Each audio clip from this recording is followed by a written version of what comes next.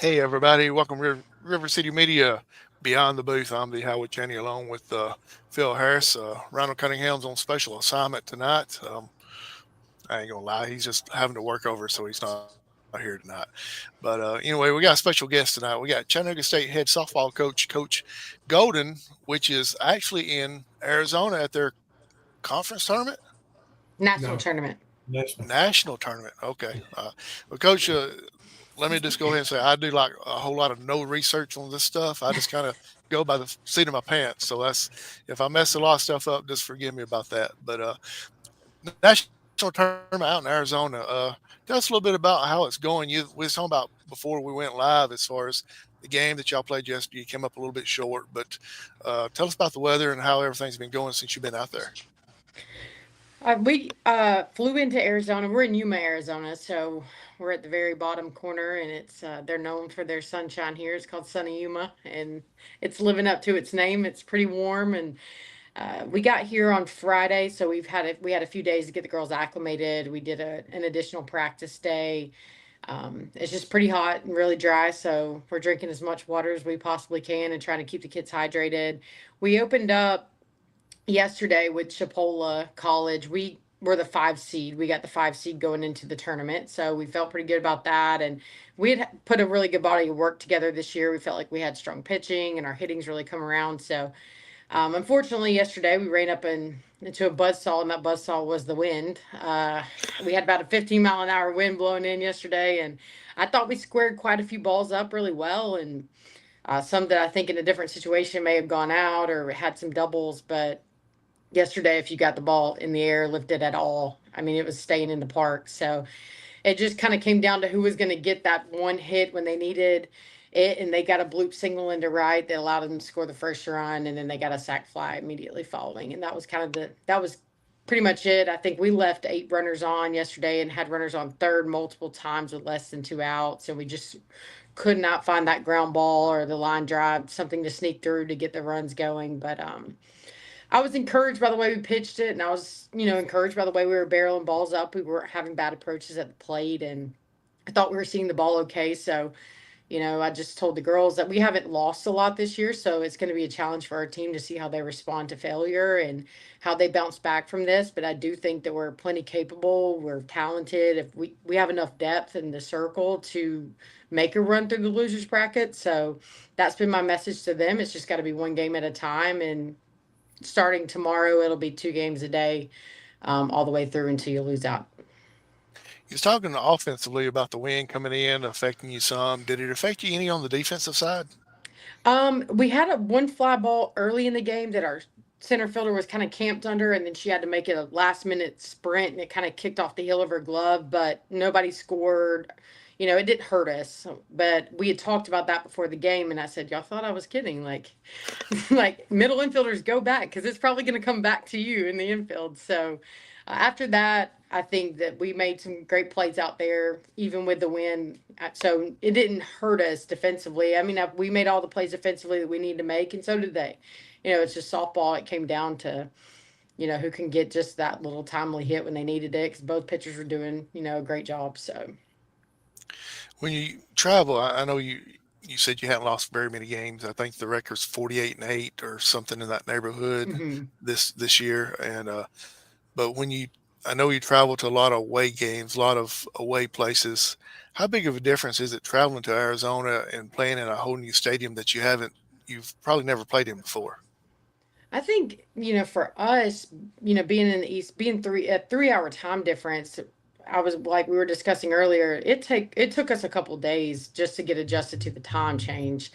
It played a bigger factor than what I thought initially it would. This is my third time playing out here in Yuma, and it had been a couple of years because we've been in Oxford the past couple of years, so I'd forgotten, what it was like. But I think more than the time change, just the elements, just the dry air, the 100-degree temperatures, things like that. I mean, we're going to Sam's and buying cases of water on cases of water, and we're like liquid IVs. We're just pumping them Yeah. as much as we possibly can, and it's just hard to replicate that. You can't replicate that until you're here. So I think for us, it's going to be the team that can handle, you know, the elements and who can make it, not a factor. And so that's what we've been really trying to do the best we can with that. Yesterday was a game day. Today it's off day. I, I know you're getting the girls hydrated as much as possible, but as far as practice wise, do they have you all a place to go and practice or to kind of stay loosened up, I guess? Unfortunately, today they did not. So we didn't get to do anything softball related today. Which we got an additional practice day at the complex on Saturday.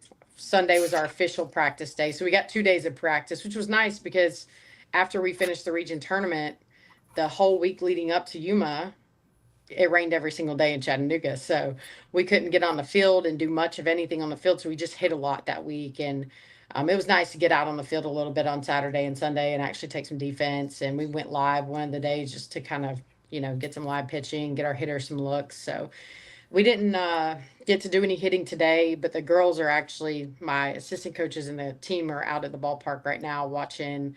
I think Lakeland and Crowder play because we'll play the winner of that game tomorrow morning at 9 a.m. So they're out there kind of scouting and taking some notes on those two teams to figure out, who we're going to play tomorrow morning.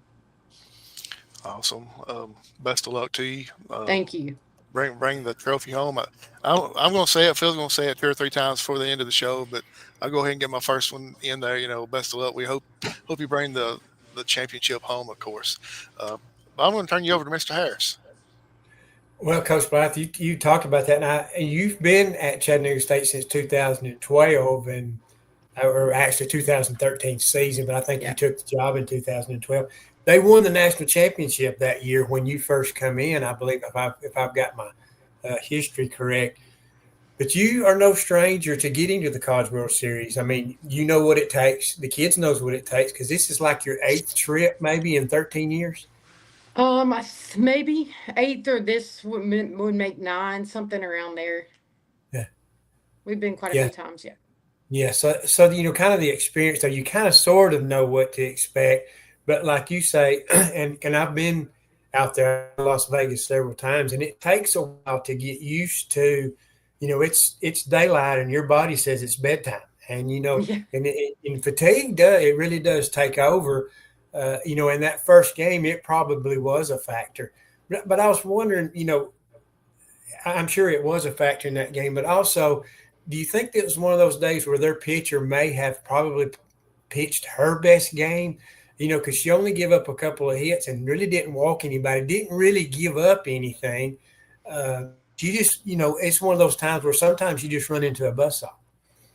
Yeah. And it wasn't that was the disappointing part because like I thought our bats were really good. I thought we found good barrel and we hit things flush. We weren't rolling over balls or striking out a lot, as it was that was the really unfortunate part. So I tried to use that as a high point at the end of the game. Like if we continue to see the ball the way we did and like find barrel and really hit balls hard, we're gonna eventually get some things going. And I think if had we gotten that one to go through and really kickstart some momentum, that would have helped a lot. But it just every time we got an opportunity, it was just fly ball, and then start to get frustrated. Frustration starts Yeah. setting in, and everybody's like, "Oh my gosh, are we ever going to do this?" So I'm hoping tomorrow morning looks a lot different. Yeah, I imagine if you could have strung together two or three hits at one time, but the more that keeps happening, you kind of try to sort of do too much at the plate. Yes. Yeah. Well, I want to go back. Let's talk about in coaching now, or head coach at Chattanooga State for 13 seasons. I want your family, and Alan's your dad, Deanna's your mother, and you've got a brother, I think, Cade. Talk a little bit about your family, what they mean to you, and how supportive they have been, because they don't live around the Chattanooga area. You're actually from Florida. Yep. So my mom and dad, Alan and Deanna, they both live in Marianna, and my youngest brother, Cade, he also lives in Marianna with his wife and their little boy.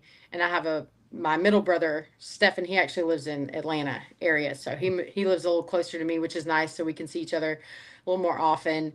But it's funny when we're a very tight knit family. We always have been. I think I've FaceTime my dad every single day that we've been out here. I was talking to him this morning. We were going over the game yesterday and they were all watching online. And I know that, they would be out here. My brother was actually upset that it wasn't in Oxford because he was off work this week. And he's like, I could have spent the whole week watching. But they've always been a huge supporter of mine and anything that I did as a player and now as a coach. My dad came up for the region tournament in Chattanooga and spent the week with me and was there watching the game. My grandparents were there. It's almost like I'm still a player. They're just coming to watch the team and support the team. But they've always been wonderful and just such great supporters of mine, and I'm very grateful to have them. Yeah, definitely. I understand that. Well, walk us through your path to where you're at now. I know you were from Florida. I know you were voted into the Hall of Fame, where you went to high school at. You went to Stetson. I think you was a catcher. When you walk us through, I know you was the Gulf Coast, was assistant there before you came to Chattanooga. Kind of walk us through your career up until now.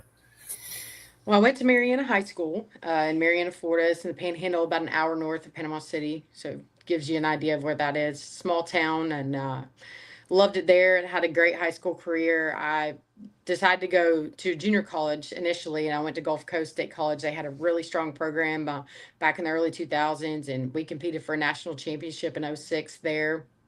And played there for 2 years, transferred to Stetson University, and I caught for the Hatters for 2 years at Stetson. And then once I graduated, while I was at Gulf Coast, my coach at the time, Susan Painter, I thought I wanted to do physical therapy, and I took honors biology, and I was like, ooh, I don't know about this. And she said, she goes, I think you make a really good coach. And she's kind of the first person that really put me on to that. And I said, I love it, and maybe that's what I want to do. And when I finished my sport management degree at Stetson, I went back to Gulf Coast and coached with her for 4 years while I was getting my master's. And I'd played against Chattanooga State as a player. I'd coached against Chattanooga State as a coach when I was at Gulf Coast because they always came down and we always played each other. I had a lot of respect for their program, and Coach Jakes and Coach Beth, like, they knew me and knew of me. And so that's kind of when they left. I think, Coach Jakes definitely put in some good words for me. And he said, I think, she'd be a great fit for Chattanooga State. And he gave me a call. I'll never forget it. I was 26 years old, and I was like, hi, am I ready for this? No time is ever a perfect time. But I said, I just kind of took a leap of faith, and I knew it was a place that I could win.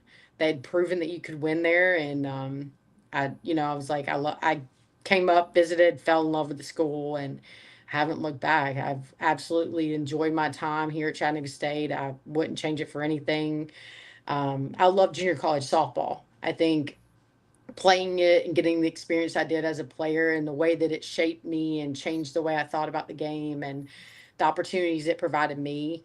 I just want to be able to give that to other kids, and I love to develop players. I love to watch that growth happen those first 2 years of their college seasons. And I think it's just a really great level of softball to coach. You don't have to take such a business approach. You can actually build relationships with them and help them grow and kind of mold their journeys a little bit. So that's kind of how I landed here, but I'm really enjoying it. Well, that's a good story. I mean, and that brings me to that next question. I'm sure probably you have had opportunities to maybe coach in other areas, but what keeps you in Chattanooga? I just think, first of all, I mean, the college is great. The support is great. I think that shows in our facilities. It shows in the players that we're able to bring in. Chattanooga's an easy sell. People want to come there. It's a great city to live in, and our facilities are great. The college is great. But I think more than anything for me, it's playing at the Division I level and also playing at the junior college level, and knowing, obviously I have a lot of friends that are in the coaching arena and that coach at all levels. And there's challenges everywhere for sure. Junior college has its challenges with budgets and different things like that. And, Division I, you see the college portal now and then the way that college, sports, NIL, all that. So I think there's battles to fight everywhere you go, and the grass isn't always greener. But I always tell people, that's one of the first questions recruits always ask, like, are you going to be here? Are you going to leave? Or, how long do you plan on staying here? And I just tell them I'm a JUCO junkie. I really am. I'm not actively seeking anything out. I could honestly, wholeheartedly say I could spend the rest of my career here and be very fulfilled, very happy, and uh, really would want nothing more. Well, I think a lot of the way softball has kind of fallen, that junior college level is coming back to you because a lot of players are getting pushed down. They're going to cut scholarships. I think, we were talking about last night with Coach Higley about more players are going to get full rides, but there's going to be less scholarships. So players are going to be pushed down. So, really junior college is probably the best track now because right there you can go ahead and commit because a lot of players are pushed to the junior college level because at a higher level, they're not sure if they're going to have a place or not. So junior college is probably the best for a player that's really not sure if they want to play at a 4-year school. It gives them an opportunity to find out if they truly want to be dedicated in that. Yeah, for sure. And we're seeing that. My assistant coach, Brandon Carr, and I had a long meeting this morning together. And I just want to give a huge shout out to him. He's been with me for a long time. He's very connected in the softball world. He's a very bright pitching mind, and he's a great coach. And he's an avid recruiter for our program and constantly bringing high level kids in. And we're starting to see that play out with the transfer portal, the amount of calls we've gotten in the last month about kids leaving Division I schools and different 4-year programs looking for homes, wanting to come down and play in our program to get development, to get a body of work, for all these different reasons to be able to go back and find a new home at the 4-year because there's just so many of them out there with roster cuts and, it's just crazy. And I said, I think this is really starting to change the landscape of our recruiting as well and the way that we're going to have to look at, bringing players in. You didn't see that as much in the past. You would just get mostly high school kids and coach them up for their 2 years and send them on to someone else after you've had time to develop them and get them ready. But now we're starting to see it go both ways. They're dropping down and we're pushing them out. So it's gonna change things. Yeah, definitely. So, and I know you probably know of Joe Guthrie, who's the new softball here at Northeast. And he's coached at UAB, at Penn State, at Texas A&M. And I asked you when we had him on our podcast, and we talked about that, and he said that when he was at Texas A&M, it's got to where the NIL and the transfer portal is kids are not really much concerned about being developed anymore. If things are not going their way, they're just going to go somewhere else. And he said, I'm a developmental coach. He said, that's what I love. I love building the relationship with the kids and seeing them grow as people, as players. That's my favorite part of coaching. So that's why he came back to junior college. And he, and the way he talks, that's where he's going to stay. So I'm guessing that's the same philosophy you have. I couldn't agree with him more. I mean, that's the exact reason why I'm here, and that is it. Yeah, definitely so. And that's understandable too. Well, Coach, it's been a great season. You won the conference tournament, also won the region tournament over Volunteer State to qualify. You 28-0 in conference play. But I was noticing through a lot of the scores, high schools, junior college softball has really become very competitive. I mean, you win a lot of games, but there's a lot of 3-2s, 5-4s, 4-3s. You don't see many 15-1s anymore. Right. I think our region specifically, like Region 7, it's transformed since I've been here. Since my first season in 2013, I think our region are same as our conference. We have two, some call it conference, some call it region. It's grown tremendously. Programs have gotten better.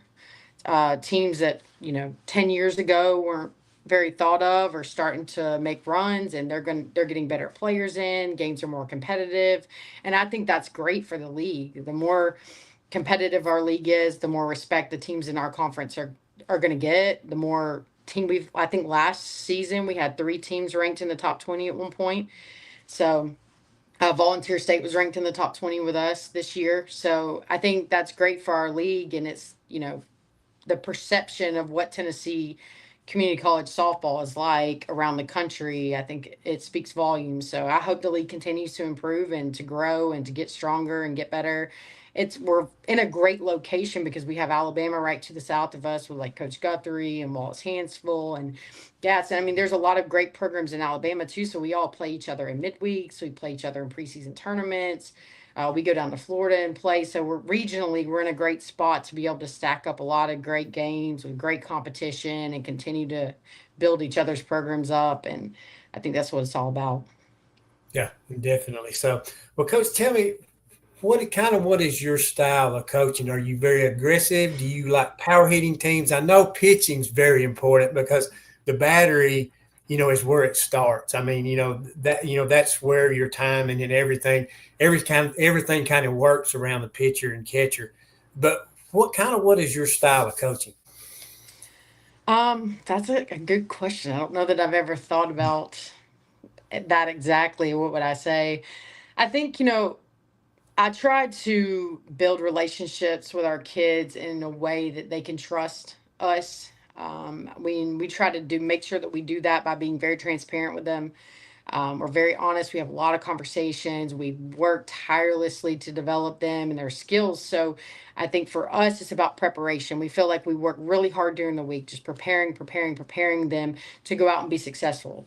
As far as like who I am on game day, I'm pretty low key, I would say. I'm not like a really loud, yelling in your face type coach because I feel like on game day, that's their reward. Like if we've done our jobs during the week and we prepared them for that moment, that's their time.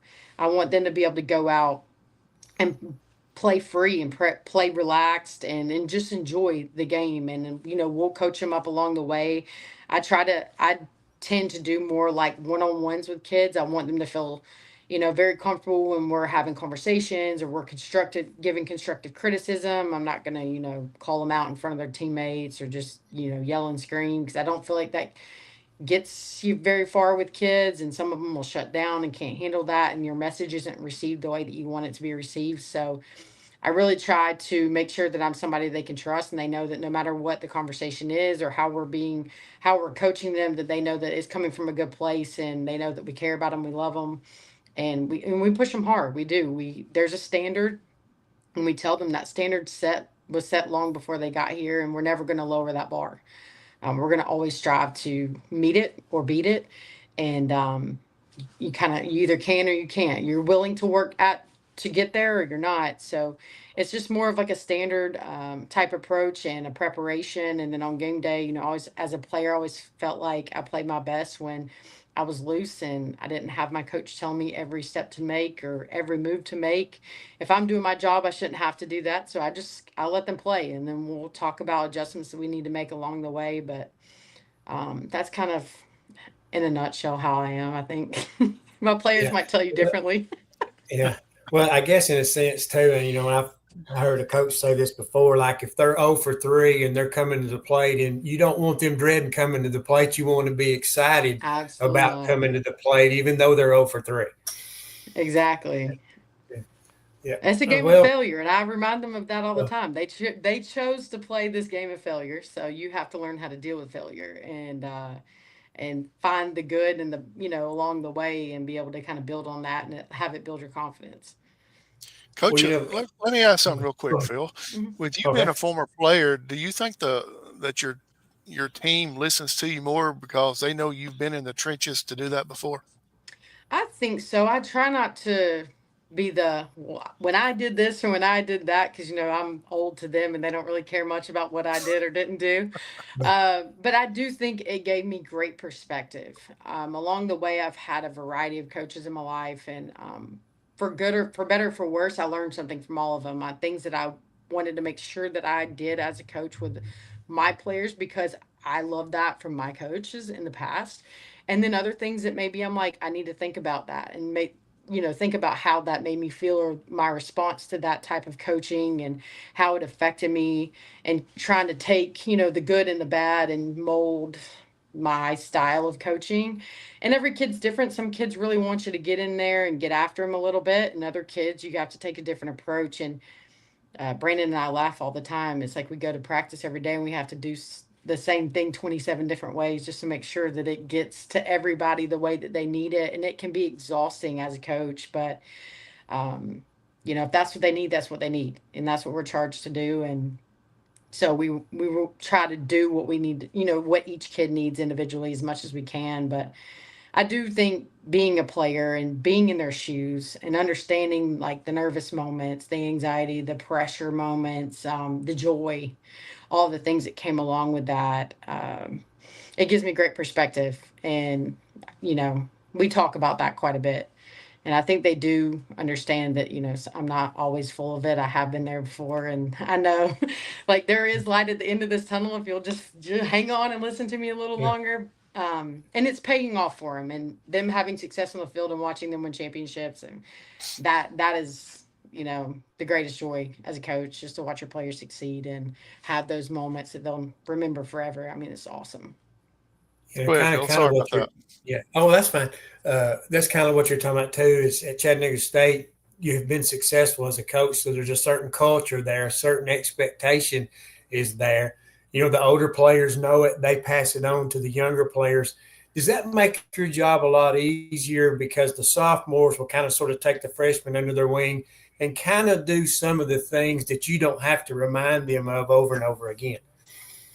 Yeah, for sure. And that's the beauty and the curse of a 2 year. I don't have the senior, the 4th year senior that can Yeah, tell everybody what they need. I feel like I'm like rinse, wash, repeat, like over and over. Every year yeah, it's the same thing because the turnover is so fast. But you watch your freshmen come in and that year they've changed so much. And when they're a sophomore, they're, you know, just more mature. And we're a very player led team. Our players police themselves. We don't get involved unless we absolutely have to. We talk about accountability and holding each other accountable. And they look to the sophomores because they know that they've spent a year with us. They know what the expectation is. They know the routines. They know the way things go.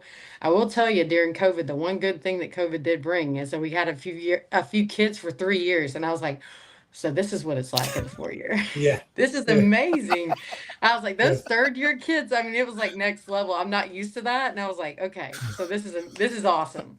yeah. I did enjoy that. It was nice to have a few of those kids around for a little longer, but it does help a lot.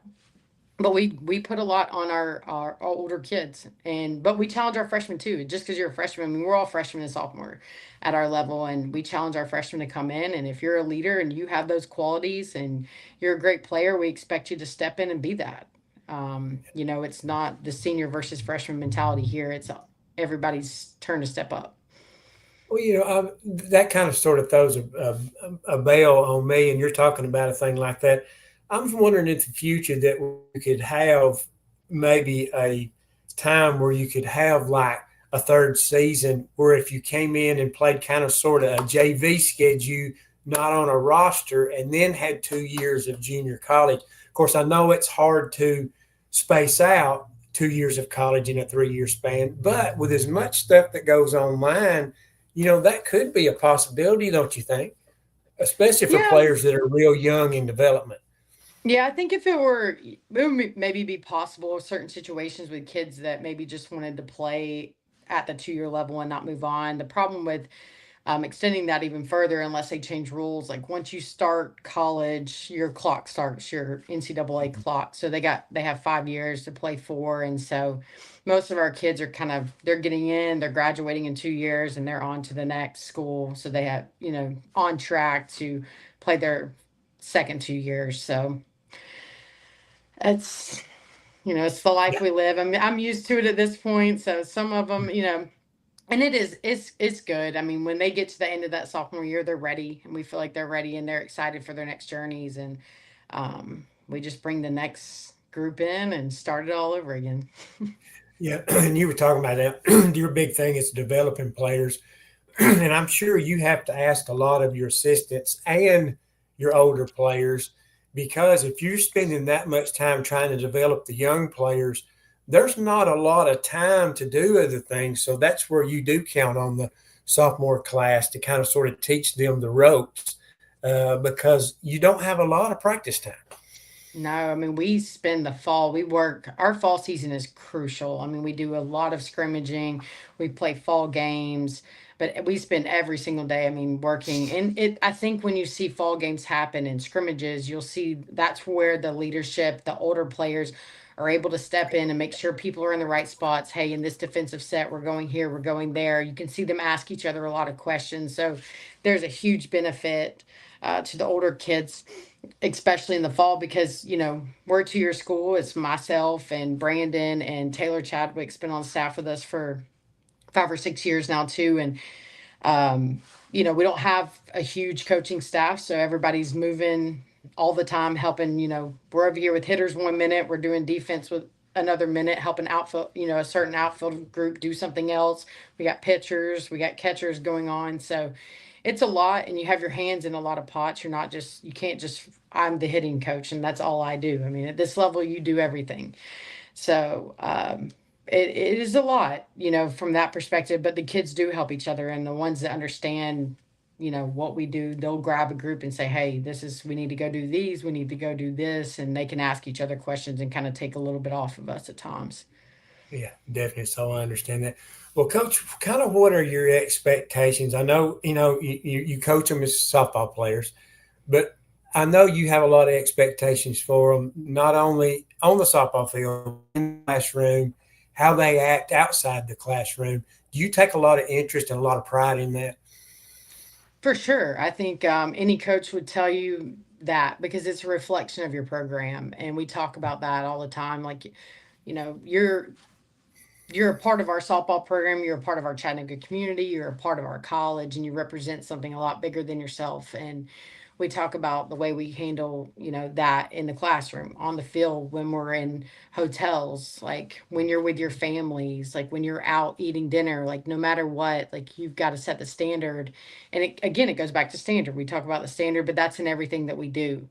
All of our kids, they have to be in class. All of our kids sit in the front row of every single one of their classes. They know, I mean, there's a standard and an approach that we take, because there's a reputation that we want to uphold. And they do a great job of that. And understandably, they're kids. And we talk about that too. They're going to make mistakes. They're going to fall short from time to time. We all do, even us as coaches. But there's a lot of grace there, and we have learning and teachable moments. And I think that's part of this level too, is preparing them to be young adults and in this world, and being able to, you know, respect others and learn how to work with people that, maybe they didn't choose. When we have 27 kids from all over the country, from New York to Canada to Florida to Minnesota, you name it, we have kids from everywhere. And you put all those kids from different backgrounds and that don't know each other together. You have to learn how to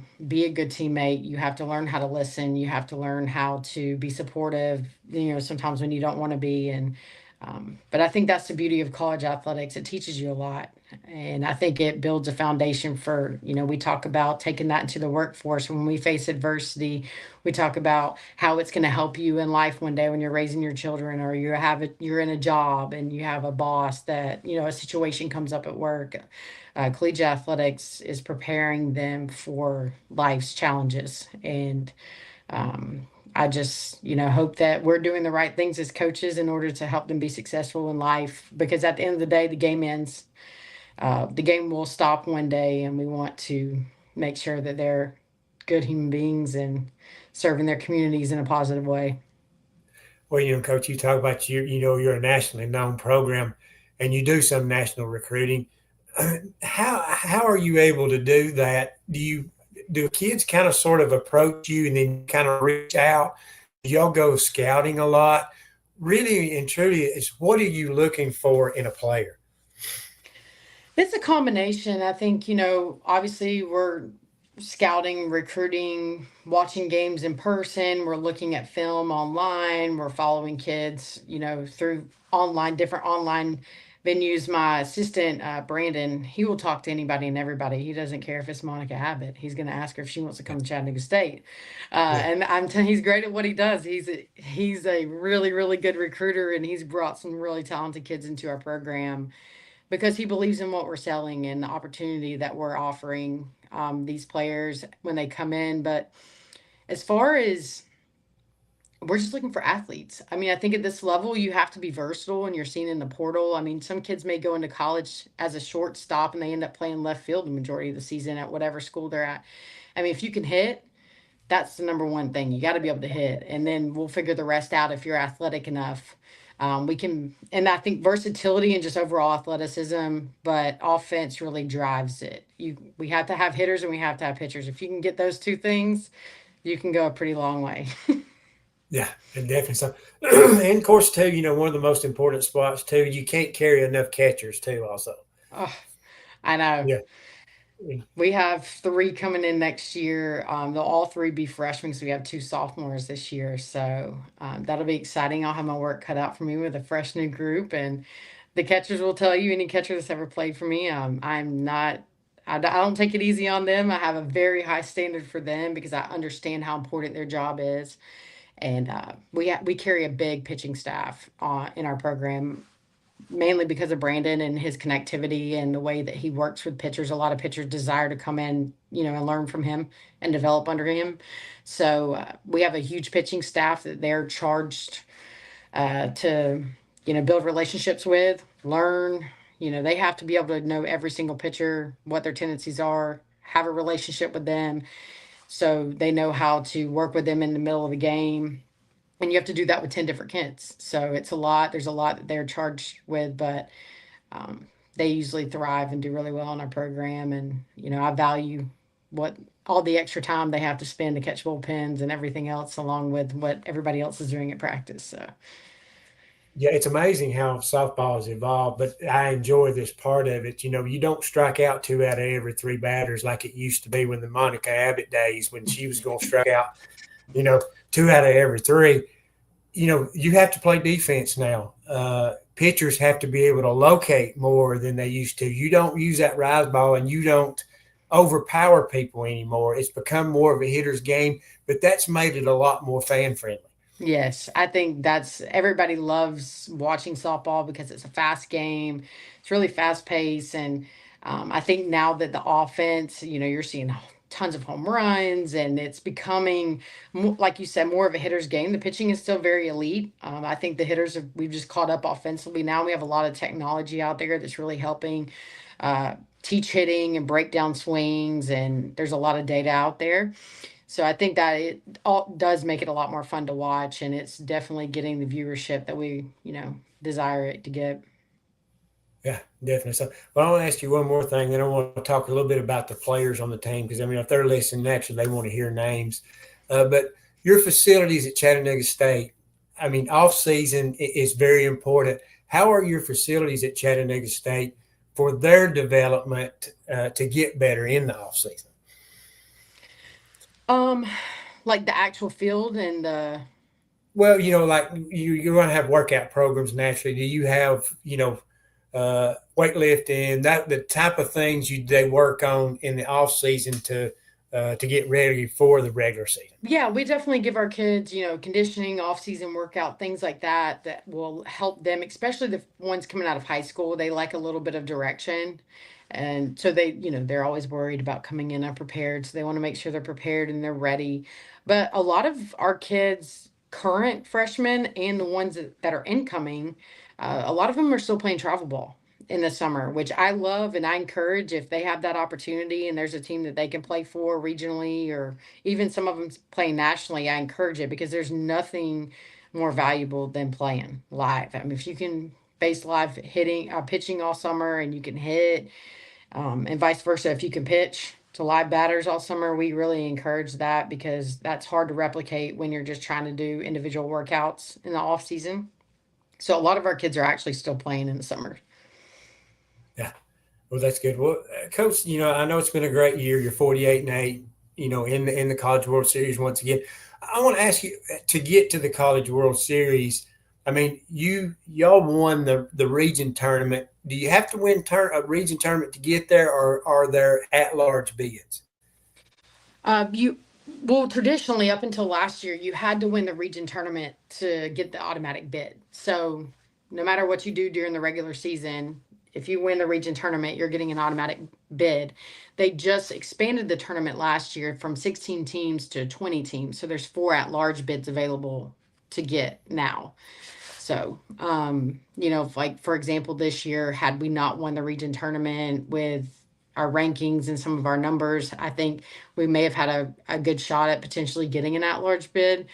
But I always say I prepare for plan A, and I don't want to think about plan B. So it's like win in May. You just need to win, and the rest will take care of itself. So luckily, we didn't have to sweat that one out. We just went out and won the region tournament. But yes, if you do win the tournament, you get an automatic. Automatic. So mostly that's the way it has been in the past. Because Yes. I just did. I didn't know if they had at-large teams.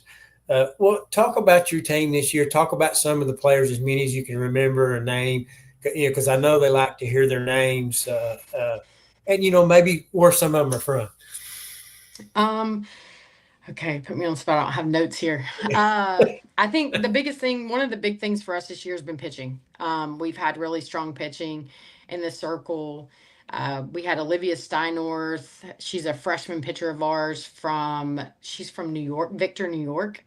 She's come in and absolutely been a specialist on the mound. She really takes pride in what she does as a pitcher. She spins the ball really well. She's gotten the attention of a lot of four-year schools, just because of her numbers, and schools have come out and watched her. So I think she's going to probably land somewhere pretty big. We'll probably be watching her on TV in the next couple of years, which is exciting for her. And then we had a transfer pitcher, Olivia Laney, come in. She's a sophomore, and both of them have really toted the rock for us really well this year. I mean, they both have run up pretty big strikeout numbers. Olivia Laney's a lefty power pitcher.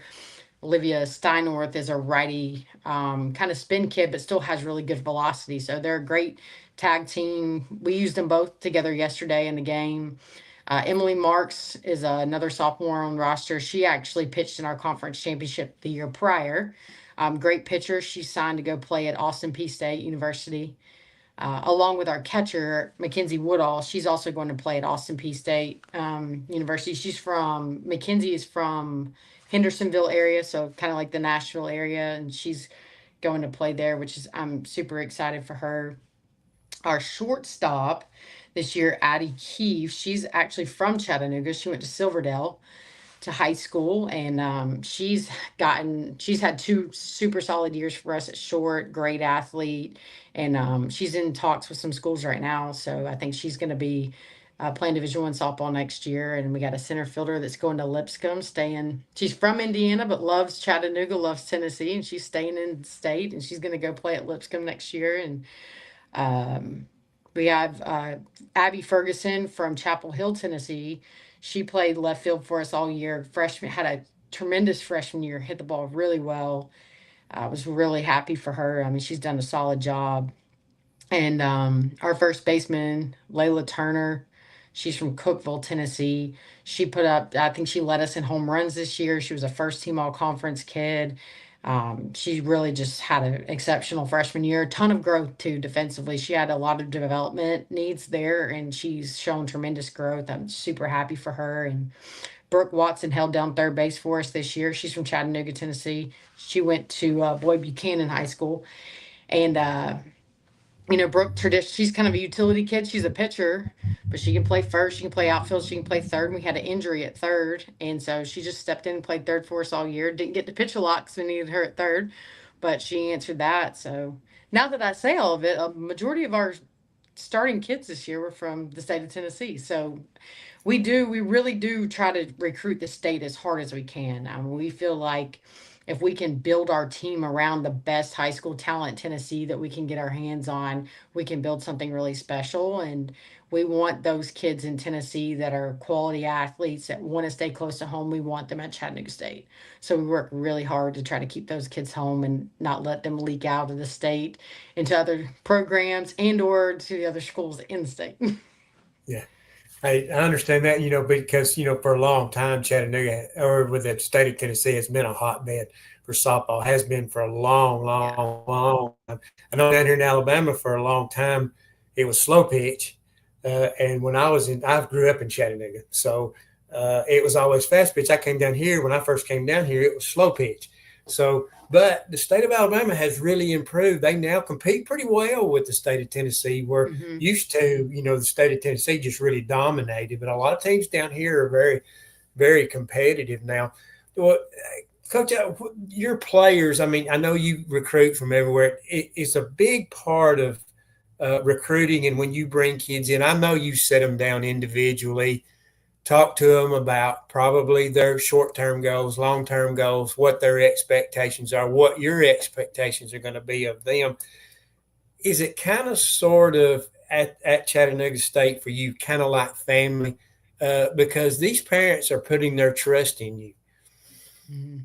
We talk a lot about that in our on our recruiting visits, and the word family. We discuss that word too because I think people, oh, it's a family here, and people use the term family very loosely, and Yeah. we also talk about, it is a family because they're and my my assistant always says, you're gonna love me on Monday, you're gonna hate me on Tuesday, and then we're gonna eat dinner together on Wednesday. It's just, it's not always beautiful and it's not always perfect, but at the end of the day, the foundation is love and respect, and that's never going to leave.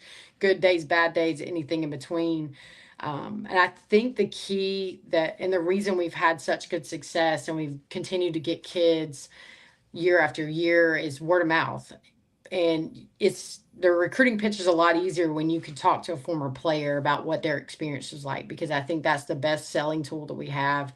People that have lived our program and they've spent time here for 2 years and what their experience was. And that's kids that were role players or kids that were starters. They were treated the same, they were cared for, they were loved on, they were supported.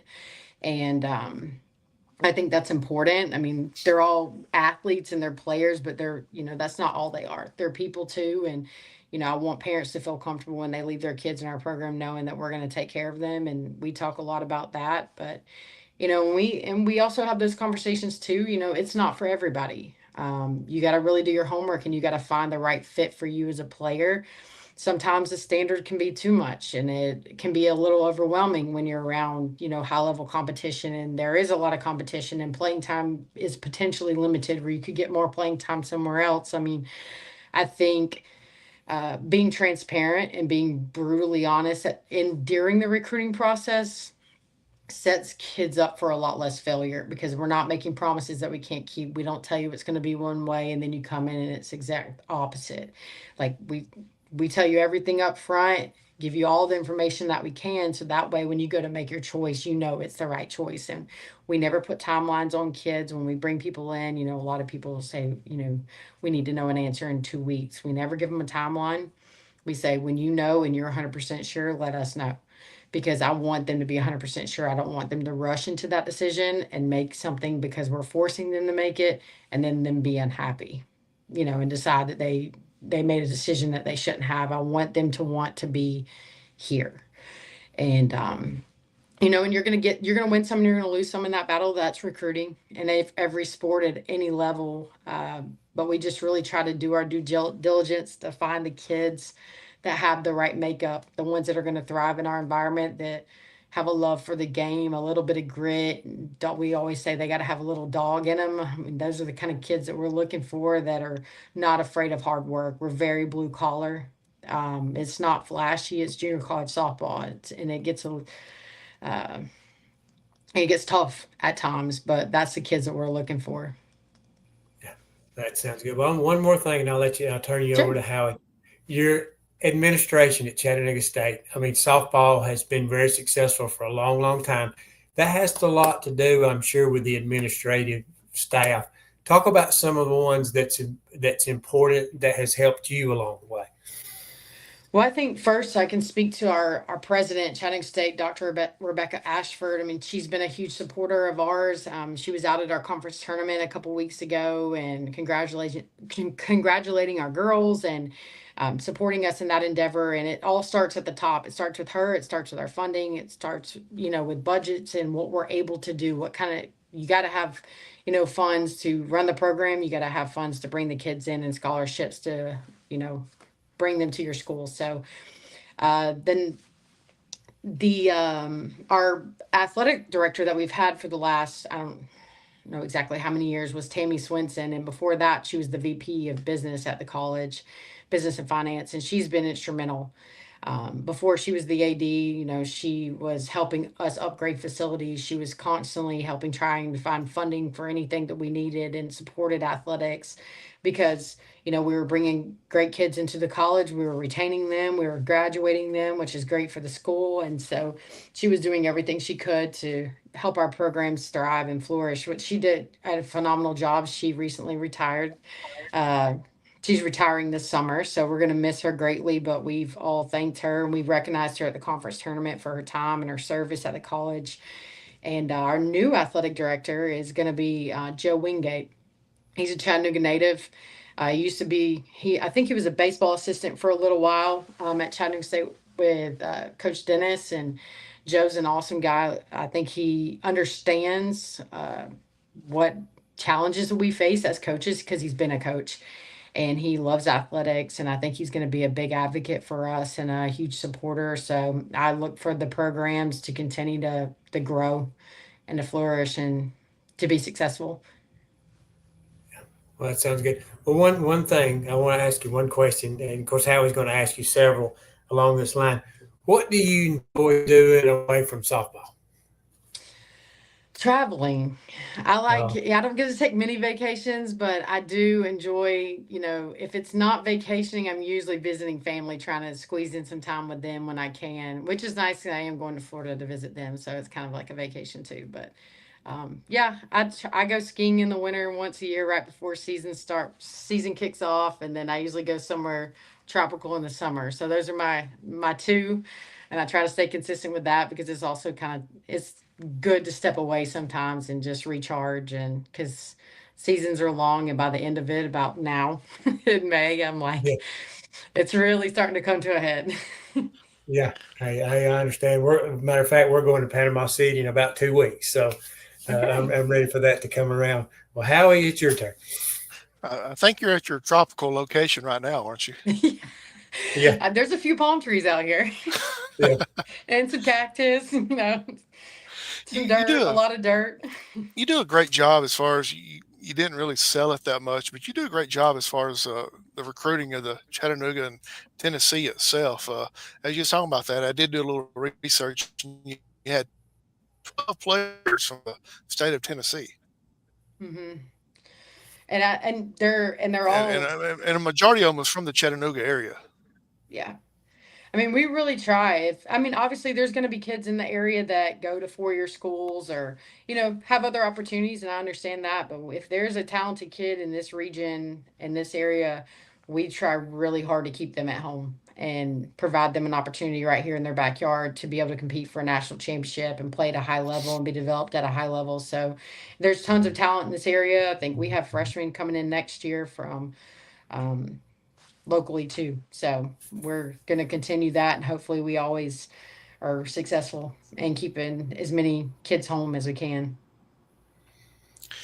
Let's talk a little bit about the circle out there, the pitchers and everything. I looked at the stats and 1.54. I can't get it out. 1.54 ERA this year as a team. That's outstanding. Yeah, it was a strong point for us. I mean, we leaned on it at times early because our hitting was a little spotty earlier in the year, and but we knew, we were like, we have the pitching to sustain if we can figure this hitting piece out and we can develop and we can continue to grow. We have a really good shot, and they've done an exceptional job. They've answered the call. They've been dominant at times, like just really, really elite, and we've been blessed this year with that. So the pitching did great, but with you being a former catcher, how much is that falling on the catchers calling the game for the pitchers? Well, our assistant coach, he actually calls the games, so they don't have that pressure. As a player, I did call my own games, but that's almost non-existent these days with scouting reports and all the data and information that's out there. Our assistant coach calls the games. We switched to the electronic devices this year, so he just punches a button on the tablet. It tells him what to throw. I mean, it's things are getting crazy, and no more of the old stuff, but. But there is a huge job that they have and a responsibility that our catchers have played in allowing our pitchers to be successful. I mean, they spend countless hours in the bullpens outside of practice, working with them and being available for them to throw and get their work in and their development time all throughout the fall. I mean, Mackenzie Woodall and Callie Allison are our two catchers this year, and they have spent, and I mean, I can't even imagine how many hours they put in, more than every other person on our team, just to make sure that our pitching staff is as successful as they are. So a lot of credit goes to them, and not a lot of people appreciate the behind the scenes work that catchers have to put in, but I do, and they know that I do, and I'm constantly thanking them for that, and I'm reminding them that they chose that position, so it's part of it. So with them moving on, and you got three freshmen coming in catcher wise, I know you're looking forward to them coming in, but are you looking forward to the fact of being able to have like fresh blood? I guess you can say you've been able to work with them and teach them how to do it. Yeah, I think that's also the exciting thing about coaching at this level, and maybe subconsciously I didn't realize it, but I do enjoy that aspect. Is it's always changing. There's always new faces coming in, and there's always new people to teach, and I think that's fun, because after a while, they kind of, you get them where you want them, and they're where they need to be, but it's like it's a new challenge, and it's like, all right, we're back to square one again. Let's start this over, and let's see what we can turn these three into. So I do enjoy that.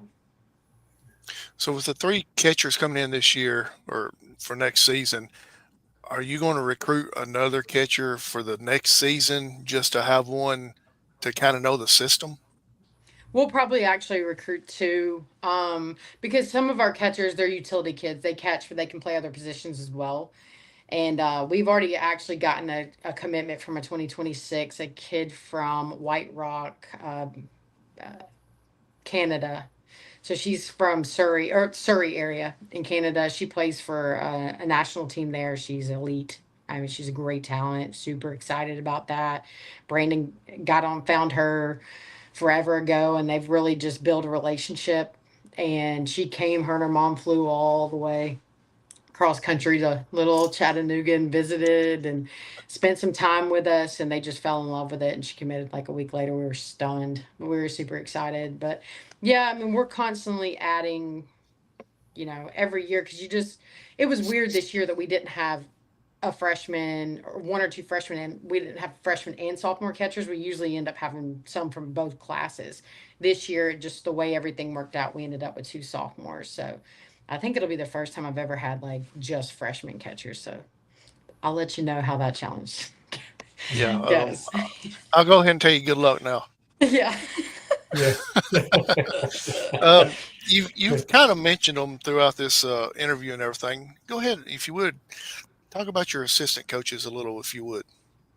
So Brandon Carr, he's from Maryville, Tennessee. Brandon works with the Fury Platinum organization in the summer. He's a nationally recognized pitching guy. He's you know, done pitching lessons pretty much the majority of his adult life, and is just really fallen in love with it, become a student of the game. I mean, he's a genius in my mind, in my opinion, when it comes to pitching. And he works with kids from everywhere. Probably the Monica Abbotts of this day and time that you see playing on TV, a large number of those kids have worked with him. And he's a very much a guy that likes to work in the dark. You would never know it if you weren't like really intertwined in the softball world that he was a pitching guy.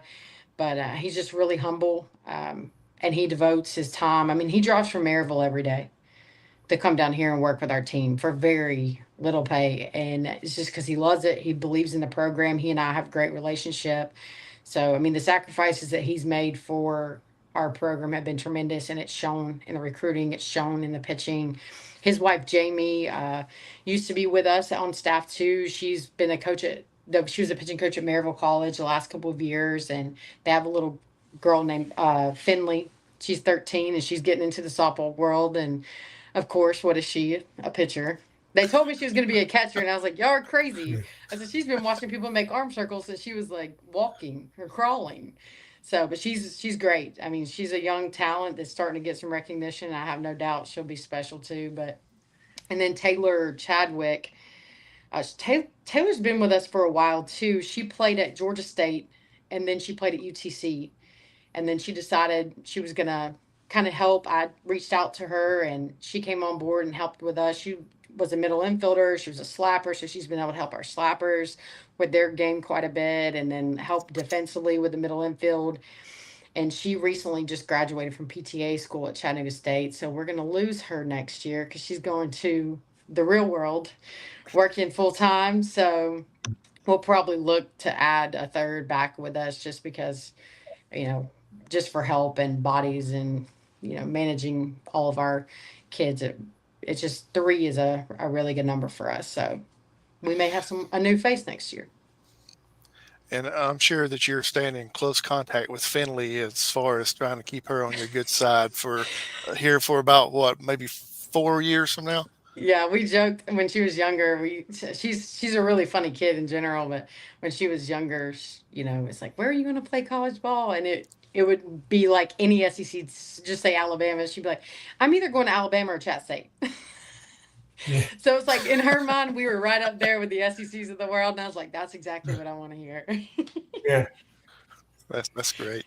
Um, let's get to know you away from the field a little bit, if you don't mind. Sure. Music wise, what do you enjoyed listening to?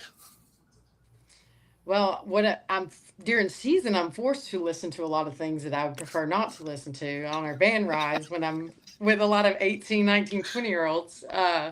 For me, I enjoy a lot of music, honestly. I'd probably listen to country the most, I would say, but um, I like pretty much anything as long as it's not too crazy. But I do listen to a lot of music. Talking about the van ride, something that Phil always asks, and I'm going to steal the question from him. How do you decide on where you're going to eat at?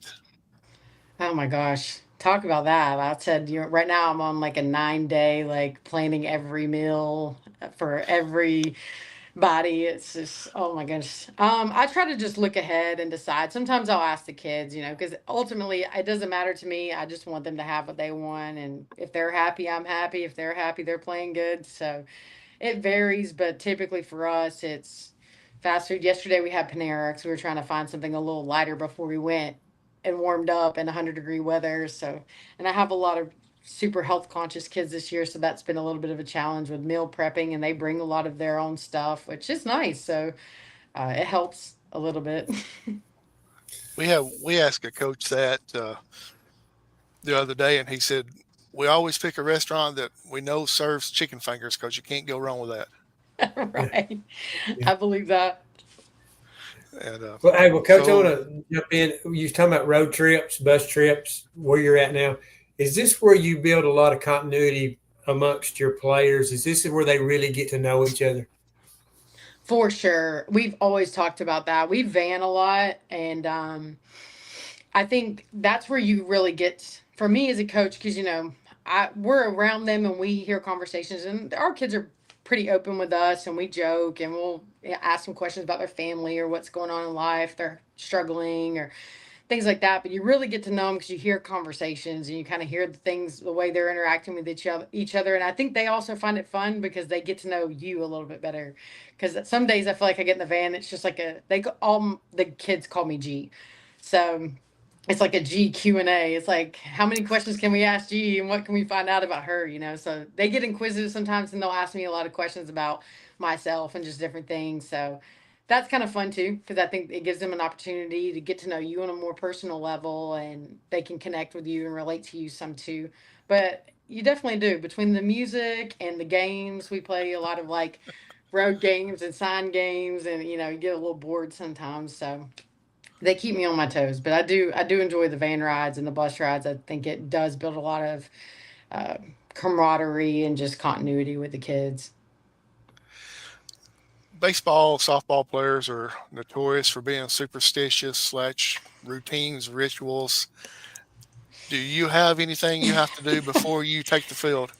I was like, oh, don't ask.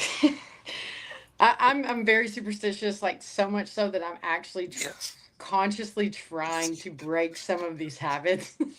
I was packing to come to Arizona, and I was literally packing like certain cups and certain things in my bag because like I use them every day during conference tournament or like it's bad. So I had to really cut some things off. Arizona caused me to have to cut some of my my superstitions, but I mean, I'm talking from hair ties to shirts to socks to what color uniforms to hats. I mean, it's so bad. Pins. I'm like the same way with my pen. If like we're on a big stretch and I will like mark a pin and keep it in a certain area because if it gets switched up, of course it's the pin's fault, right? I used the Yeah. wrong one today, so it's bad. And I don't know if I developed that as a player, and it's just like I think it's worse as a coach, honestly, because I feel like I have less control. As a player, I wasn't worried about it because I knew what I was gonna do. But as a coach, it's just like at times because you don't have as much control. So I'm pulling out all the stops for the kids. I will say I have a funny story about that. Last week at conference tournament, we were at home. We hosted in Chattanooga, and it was the last day of the tournament. And I went to pull in, and I'd parked in the same spot every single day. And I went to pull in, and our shortstop was parked in my spot. And so I called her on the phone and I said, "Hey, I have a really weird request." And she goes, "You want me to move my car?" I was like, "Mm-hmm." Yeah. So they all laughed and gave me heck about that. I was like, "You can't mess up the juju. Like you have to move your car. Yeah. This is where I had to park." And then she laughed afterwards and was like, "Hey, because you got Uh, to park in your spot." Yeah. I love it, Coach. I love it. I'm glad you Yeah. shared that with us. It's Yeah. great. Howie's the superstitious guy. He loves that part of it. I am. Yeah, I'm working on it. It's a problem. It really is, but I'm working on it. I feel you. I'm right there with you. Um, Player wise, do you know of any of your players that is really bad superstitious? Um, no, I think there's a few that have a few things. The way I am, I don't ask them because I don't want anybody asking me because I feel like if I tell them if it's my hair ties or if it's this cup that I have or this pen, then I feel like it like ruins it. So I won't poke around too much. I know they have some superstition, some little things, but I'm like, that's good. I like that. But I'm not even going to ask you what they are because then if you tell me, then it's going to ruin it. Absolutely. When y'all played, um, well, yesterday, what time did y'all play yesterday? We played at 3:30, so it was 6:30 back home. 6:30 back home. Yeah. Okay. And then you play in the morning at 9 something, and then it'll be actually around 12 Noon. back home. Yeah. Yeah. Noon here. And then if So, we win that game, we'll play at 8:15 tomorrow night, which will be like almost midnight y'all's time. Yeah. oh wow. Yeah. Yeah. So what will you do to, as my dad would say back in the day, get up and stir around where you feel like doing something? How will you make the players get up and moving in the morning? Well, I'll set a time for breakfast and they'll have to be downstairs like eating. I'm going to want them to eat a pretty decent meal in the morning because we play at 9 and we won't get finished a little bit later, and I don't want them going empty out there with a lot of the heat that's going to start cooking down on them. So we'll get up, and I think if we get them up and we get them fed, and we have cases of water, and they go ahead and get a couple bottles of water down, moving around. I think we usually use about a 2 hour window for warm ups before the game, and so Brandon's been throwing BP to them because we have a full field to use for warm ups out here, which is really nice. So we can take full infield defense, outfield defense, and then they're seeing live pitching before the game for front toss. So we'll spend enough time, I think, out there, and they have the things that they do, whether their little pregame stuff that gets them kind of energized and gets them going. I don't think I'll have to motivate them too much tomorrow because there is no tomorrow. Like if we don't win moving forward, so every game is going to have a lot of emphasis on laying it all out there, and they understand the importance of every inning and every at bat moving forward because it could be your last. And I think this team, they don't want this season to end like that. So I think they're going to work hard to try to extend it as long as they can. So unfortunately, from here on out, it's win or go home. Yep. Coach, we appreciate you coming on. We wish you the best of luck for the rest of the Thank tournament. you. Bring the championship home. I'm going to ask you. You're talking about the heat and everything out there. It looks like you're bundled up, like you're ready to go snow skiing or something. Yeah. Well, I'm in my hotel room and it's 66 in here. It feels great. Yeah. I'm trying to keep it nice and cool so when I come back, it does feel really good. But I am headed out to the field when we get off. We're gonna have to coin toss with the team that won, and another. I'm terrible at coin tosses. I don't win them. I firmly believe that there's like I have a coin toss curse. So I'm going to go out there and let Brandon call the coin toss and see if we can win and get home team tomorrow. Yeah. Awesome. Hey, I well, love it. Coach, one more thing I would like to ask you about. You've been in coaching long enough. You've been 13 seasons at Chattanooga State. Of course, you've coached before. Do you have a lot of players that come back now and thank you for what you have done for them? I know a lot of times, they'll let you know when they're going to be a mother or when they're going to get married or when they graduate from a four-year institution. Do you have a lot of players that come back and keep in contact with you? Yes, I do. And, social media helps with that. So you get to see kind of all their journeys. I'm constantly writing reference letters to grad schools and things like that. And I try to check in with our players too, as much as they check back in with me. I want them to know that I'm very invested in their lives and their futures and what they have going on. We were at the conference tournament the other day, and one of our former players she was from Fort Payne, Alabama, one of my all time. I won't say she's my favorite, but she's one of my top, like one of my favorite players we've ever had play here.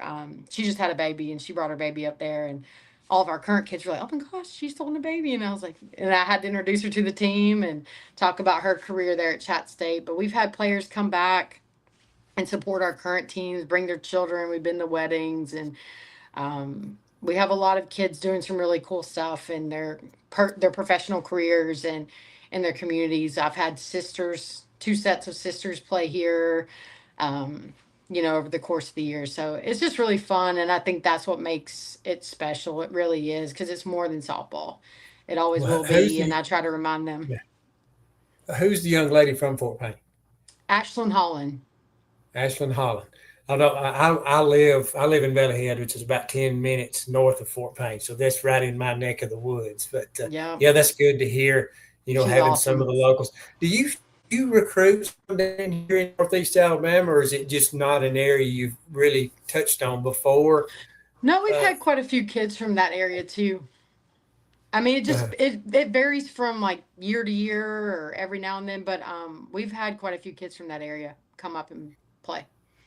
yeah, because there's several good ones down here that goes on and plays, at a pretty high level. So I know that we had Covenant on. There's a young lady from Ider down here that's going up there. We've So had a kid from of Ider. course, yeah, high academics go. So but yeah, softball has just gotten so big down here. I mean, really and truly, I love football, but I don't know that if I enjoy going and watch softball more than anything. I like going to a tournament when you can see several games and several kids. And I've gotten to know a lot of parents and a lot of coaches that way. But it's just a great sport. It's a great spectator sport. Probably one of my favorite. Yeah, it's awesome. I love it. You opened the season against a friend of ours at Gaston State in Ryan Clark, Coach Ryan Yep. Clark. He's been on the show many times, and Yeah, about three times, I think. Yeah. yeah, Yeah. Yeah, well, Ryan called me right before we came out here, and we scheduled games for next season. We're gonna do a home and away alternate every other year, so we'll be in Gadsden playing them this he, coming he's next season. he's a good friend of ours. He's been on the show several times, even before he took the job at Gaston State. When he was at the high school, he came on the show Okay. and talked to us some. So he's he a real good friend of ours, a friend of the show. So uh, you know, kind of take it easy on him when y'all play next year, if you will. Can't promise that. Coach, once again, best of luck. Try to stay Thank cool you. if you can out there, and Do my best. we'd love to have you back on before next season if you're willing For to. If sure. we didn't scare you too bad, have you No. come back on and talk a little bit about the start of the next season, and after you win the national championship, maybe you'll come back on and tell us a little bit about that as well. I would love nothing more. So. Yeah. Good deal. Best of luck to you, and tell the girls best of luck from us here in Alabama. I know we're not in the same state, but hey, you're close enough. And like Phil said, he grew up in Chattanooga, so he's a hometown boy. And so best of luck to you. Thanks for joining us tonight. For Coach Golden, I'm Lee Howard Cheney along with Phil Harris. Good night and God bless everybody.